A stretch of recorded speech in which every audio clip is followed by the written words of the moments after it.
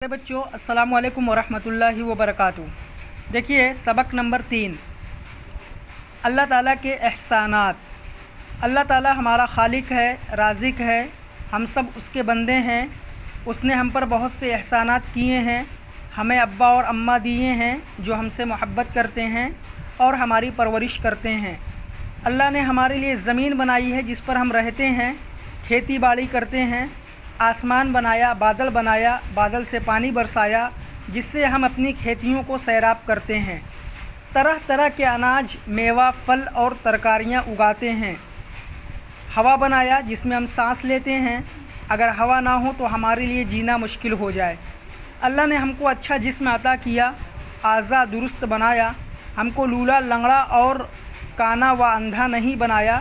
अल्लाह ने हमको अक़ल से नवाजा, सोचने समझने और अच्छे बुरे को पहचानने की क़ुव्वत दी, नफ़ा व नुकसान समझने की सलाहियत दी।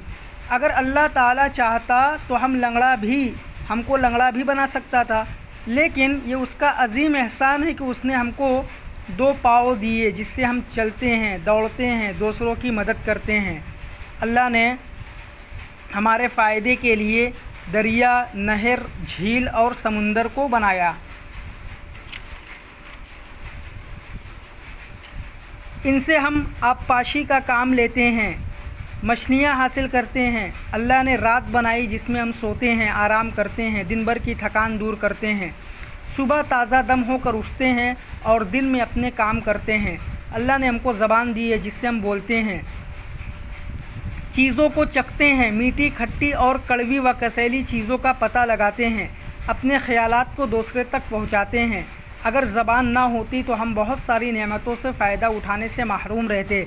हमें अल्लाह ने आग जैसी नेमत अता की है जिससे हम अपने माँ बाप को देखते हैं, कुरान पढ़ते हैं, किताबें पढ़ते हैं, कुदरत के मनाजिर को देखते हैं और उसकी हम्दो सना बयान करते हैं।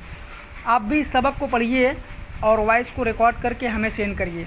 और फिर उसके बाद ये मुश्किल अल्फाज और उनके मानी, ये तमाम अल्फाज मानी आप कॉपी में करिए।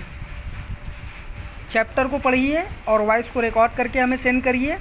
और होमवर्क में आप ये अल्फाज मानी कॉपी में करिए और इसकी फ़ोटो क्लिक करके हमें सेंड करिए।